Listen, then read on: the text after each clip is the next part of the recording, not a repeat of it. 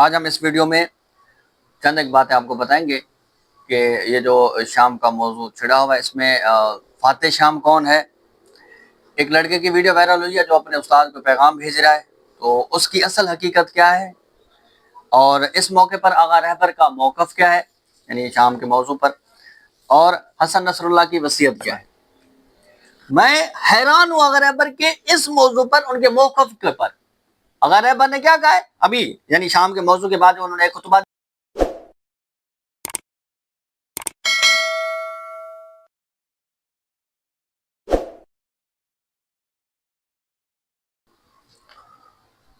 اعوذ باللہ من الشیطان الرجیم، بسم اللہ الرحمن الرحیم۔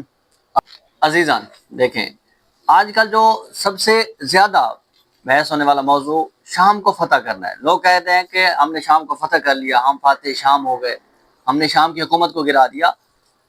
آپ کے ذہنوں میں ایک بات ہونی چاہیے کہ فاتح شام صرف ایک ہی ہستی ہے اور اس کا نام ہے بی بی زینب سلام اللہ علیہا۔ اس ایک ہستی نے ہی فاتح شام بنی ہے۔ وہ اس کے علاوہ یہ جو کچھ بھی کر لیں، یہ چھوٹے موٹے کام تو کر سکتے ہیں لیکن شام کو فتح کرنا ان کے بس کی بات نہیں ہے۔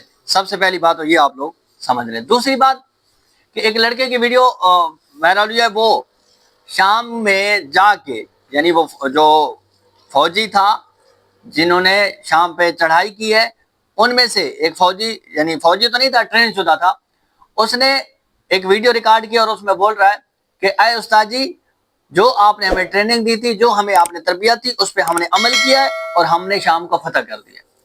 عزیزان، یہ اس استاد کی تربیت ہے جن کو حقیقت کا پتہ نہیں ہے۔ یہ اپنے آپ کو مسلمان تو کہتے ہیں، یہ اپنے آپ کو یعنی مسلمانوں کے لیڈر، مسلمانوں کے سردار تو کہتے ہیں۔ ان کو چاہیے تھا کہ بیت المقدس فتح کرتے، غزہ کو چھوڑاتے، فلسطین میں جو ہو رہا ہے ان پہ جا کے مدد کرتے، اور ان کے یعنی جو ان کے دشمن ان کے خلاف جا کے جنگ لڑتے۔ نہیں، اصل میں یہ وہ والے مسلمان نہیں ہیں، یہ امریکہ اور اسرائیل کے مسلمان ہیں۔ امریکہ کے ایک یعنی وزیر کا کیا بیان تھا کہ ہم ان کو ایسا اسلام دیں گے جو ہمارے لیے نقصان دہ نہ ہو۔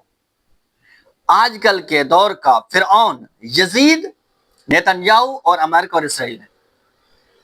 جو ان کے فائدے میں ہوگا یہ ان کو چلائیں گے، ان کو پروموٹ کریں گے، جو ان کے فائدے میں نہیں ہوگا وہ ان کو نیست و نابود کر دیں گے۔ اچھا، اس میں ہمیں یعنی یہ جو سارے معاملات چل رہے ہیں، ہم نے کس کے پیچھے چلنا ہے؟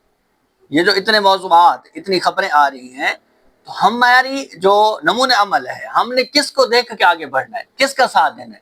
وہ آغا رہبر۔ میں حیران ہوں آغا رہبر کے اس موضوع پر، ان کے موقف کے پر۔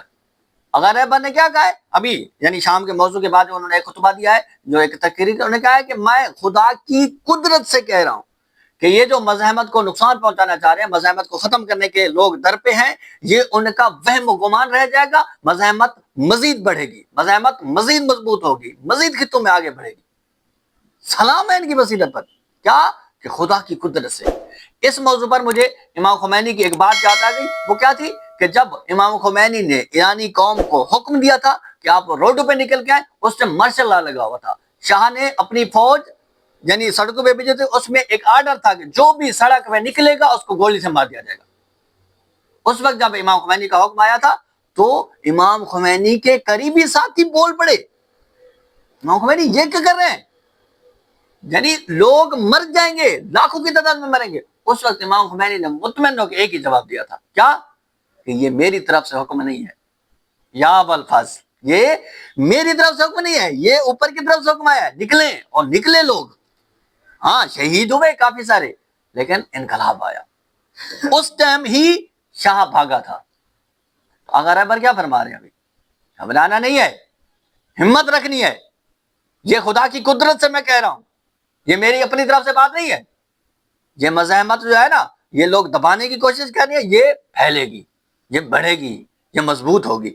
ہم نے آغا رہبر کو دیکھنا ہے، ہم نے ان کے پیچھے چلنا ہے، ہمیں مضبوط رہنا ہے، دشمن کی سازش میں نہیں آنا۔